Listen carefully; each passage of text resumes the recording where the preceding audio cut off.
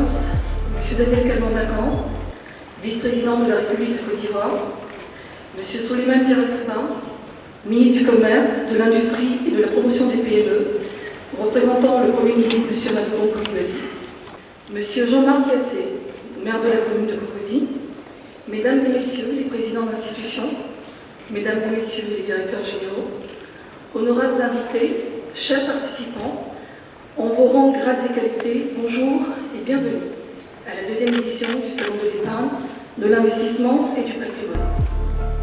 C'est avec beaucoup de plaisir que je vous souhaite la bienvenue à cette deuxième édition du Salon de l'épargne, de l'investissement et du patrimoine.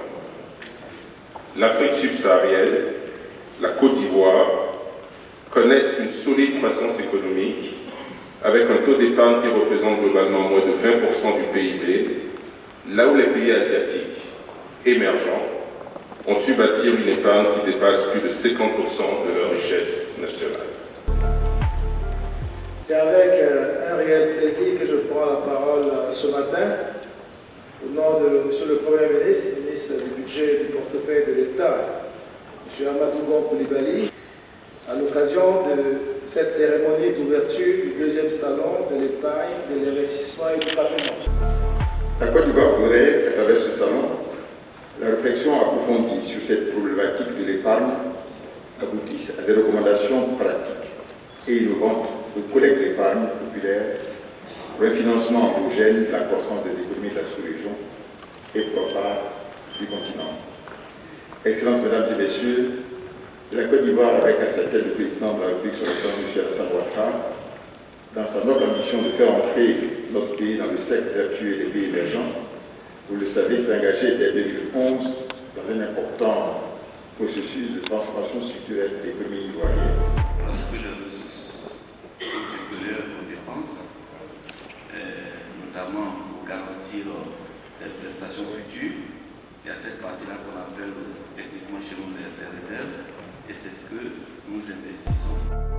La Caisse de dépôt et consignation, c'est un établissement public financier qui a été donc créé par l'État pour essayer de mobiliser des ressources additionnelles.